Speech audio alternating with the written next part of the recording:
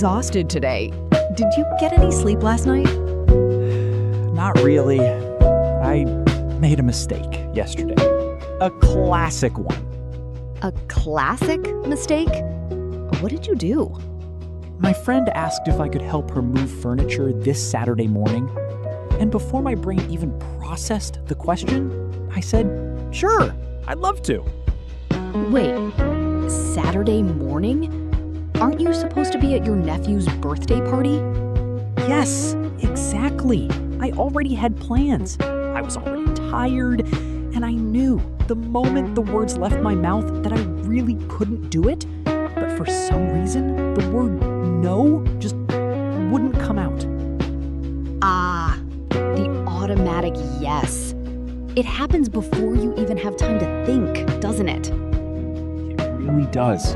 Why is that word so hard to say? I spent the entire night feeling guilty, trying to figure out how to text her without sounding mean. I typed like 5 different messages and deleted every single one. I know that feeling. You start overthinking every single word, right? You feel like if you say no, you're somehow being a bad friend. Yes, exactly. I felt like if I said no, she'd think I didn't care about her. So instead, I lay awake at 2 in the morning, drafting the perfect apology. It's funny, isn't it? We treat no like it's a personal conflict, when usually it's just a boundary. Boundary. Yeah, I guess so. But in the moment, it doesn't feel like a boundary. It just feels like pure guilt. That guilt is so real. I think we feel guilty because, in our minds, we're not just declining a request, we feel like we're rejecting the person. Yes, that's exactly it. I felt like if I said no, she'd think I didn't care about our friendship. Wait, hold on a second. So, as we speak right now, does she still think you're helping her move on Saturday? Yes. It's still sitting in my drafts. I haven't sent anything yet. Oh no! So the clock is ticking. I know! And the longer I wait, the worse it gets, right? Because if I wait until tomorrow, it's a last-minute cancellation, which makes me feel even more guilty. It's a trap we set for ourselves. Out of curiosity, what does your draft message actually say? Okay, don't laugh. It says, I'm so sorry. I really want to help, but my nephew has a birthday party and my sister will be so mad at me if I don't go. I feel terrible. Please don't be mad at me. That's not a text message. That's a full confession. I know. It's embarrassing. Why do we do that? Why do we give a 5-sentence story just to say one simple thing? Because we think if the excuse is big enough, they won't be hurt. But actually, over-explaining makes it sound like you're doing something wrong when you're not. So, how should I say it then?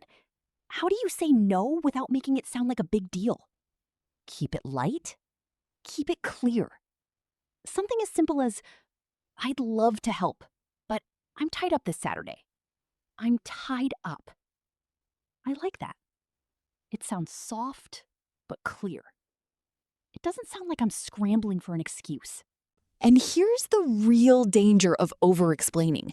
When you give a huge, detailed story, you actually invite the other person to solve your problem for you. Wait, what do you mean, solve my problem? Think about it. If you tell her, I can't come because my nephew's party's in the morning, what will she immediately say? Oh, she'll say, that's totally fine. You can just help me for 1 hour at 8 a.m. before the party. Exactly. And now you're in an even worse position because you gave an excuse instead of setting a boundary. Wow, you're so right.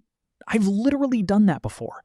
I gave a long explanation and they just rescheduled the entire thing around my excuse. Right. When you say, I'd love to, but I'm tied up this weekend, there is nothing to negotiate. It's polite, but it's complete. Okay, But what if I want to be really warm about it? Like, I do want to see her, I just don't want to carry heavy furniture up 3 flights of stairs. Then you offer a warm alternative. You can say, I'm tied up this Saturday, but I'd love to catch up soon. Can I take you out for coffee next week? Can I take you out for coffee next week? I love that. That completely shifts the energy from I'm ditching you to I care about you, just not this specific task. Precisely. You're declining the request, not the person. Okay, I'm opening my phone right now. I am literally deleting my old draft. Did you hit send? I just did. It's gone. Oh man, my heart is actually beating a little fast right now. That's completely normal. When you're used to always saying yes, setting a boundary feels almost like breaking a law, doesn't it? It really does. I feel like I just committed a tiny crime. Why does doing something healthy for ourselves feel so wrong? Because we confuse being nice with being available. We think if we aren't available all the time, we're being selfish. But real boundaries aren't walls to keep people out. They're just clear signs showing how much energy you actually have. How much energy you actually have. That's such a good way to look at it. Because I literally did not have the capacity for moving furniture this Saturday. Exactly. And if you had gone anyway, you would have been exhausted, stressed, and probably resentful the whole morning. Oh, absolutely. I would have been silently complaining in my head the entire time. Wait, did your phone just vibrate? Oh, yes. She already replied. Hold on. I'm actually nervous to open it. Read it out loud. Let's see what happened. Okay. Deep breath. She wrote, "Oh, no worries at all. Have fun with your nephew. Coffee next week sounds amazing. Let's do Thursday." Look at that. No anger, no drama, just a completely normal response. I can't believe it. I spent an entire night awake stressing over a reaction that only existed in my own mind. It happens to all of us. We construct these huge worst-case scenarios when in reality, people respect clear boundaries much more than we think. It really shows how much energy we waste worrying about things that haven't even happened. Right? Though, to be completely honest, texting is the easy part. Texting gives you time to think. Ah, you're thinking about when someone asks you in person? Yes! When someone stands right in front of you and asks for a favor, that's when I completely panic. When you're put on the spot, you don't have time to draft a message or think about boundaries. Put on the spot. That is so true. When you're face to face, the pressure feels immediate. Your brain panics, and yes becomes a quick escape just to end the awkwardness. Exactly. Like last week, a coworker walked up to my desk and said, "Hey, can you help me finish this report before 5 p.m.?" And before I even looked at my own workload, I said, "Sure, no problem." Then I had to stay late and missed my dinner. So here is a little secret for those moments. You don't actually have to say no right away. You just need to buy yourself some time. Wait, buy yourself time? How do you do that without sounding rude? You pause and you give yourself space. You can say something like, let me check my schedule and get back to you in a bit. Or, I need to check my calendar first. Can I text you in an hour? Let me check my schedule. Oh, I love that. It's not a yes, and it's not a harsh no. It just buys me time to step back and actually think. It gives you a buffer zone. When you say, let me check my schedule, you're stepping out of the emotional trap and giving your brain a chance to catch up. That buffer zone is everything. Because in that moment, when someone's standing right in front of your desk, you feel this weird pressure to answer immediately. Exactly. But checking your schedule isn't a refusal. It's just a pause. It gives you permission to think. And then, When you get back to them, you can give a clean, polite response without feeling trapped. Okay, but let's say I take that time. I look at my calendar and I realize I genuinely cannot help them. How do I actually deliver the no at work without sounding like I'm not a team player? In a professional setting, clarity is kindness. You don't need a drama story. You can say, I checked my workload for today, and I won't be able to take this on right now. I won't be able to take this on right now. I really like that phrase, take this on.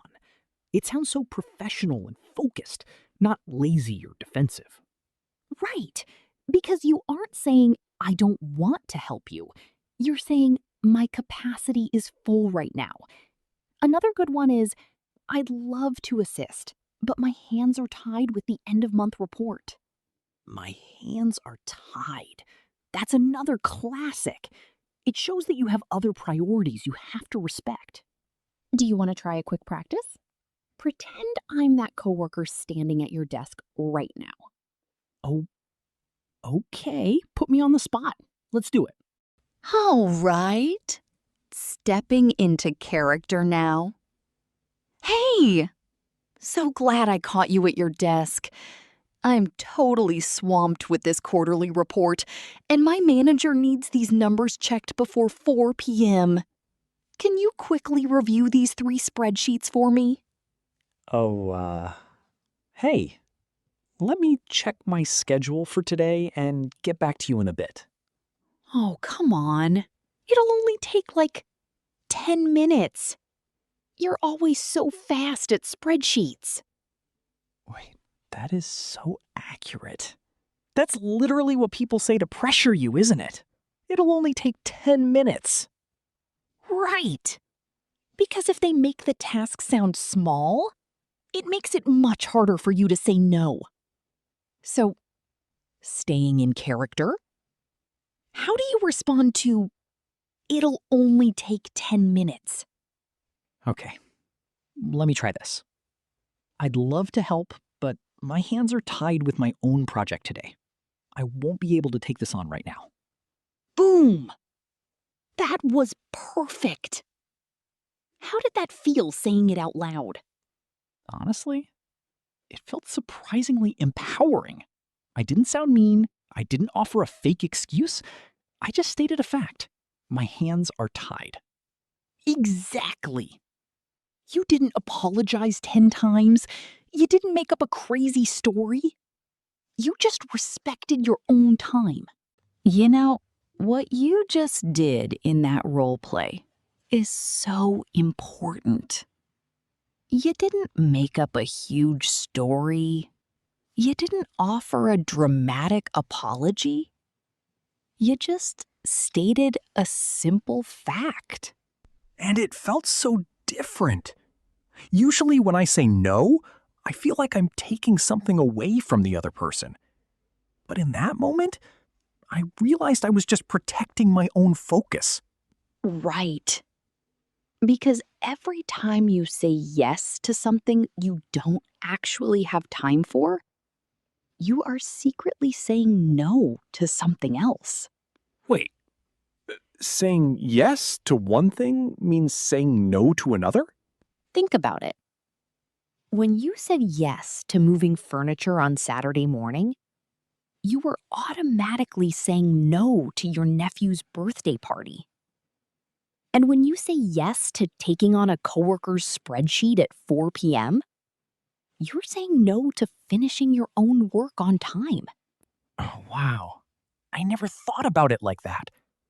It's like a budget. Your time and energy are a daily budget. Exactly.